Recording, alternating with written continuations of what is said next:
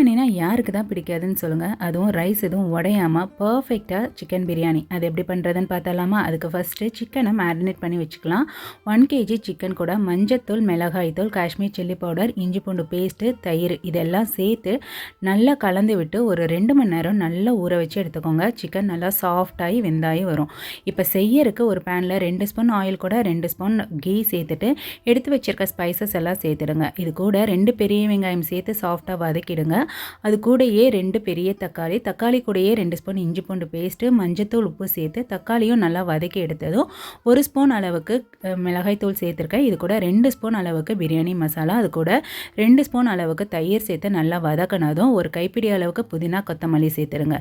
2 மணி நேரம் நல்லா சிக்கன் ஊறி வந்ததும் அது கூட இதை சேர்த்துட்டு நல்லா மசாலாவோட கலந்து விட்டு 5 நிமிஷம் மூடி போட்டு குக் பண்ணி எடுத்துருங்க. சிக்கன்லேருந்தே தண்ணி சூப்பராக ரிலீஸ் ஆகி வெந்து வந்துடும்.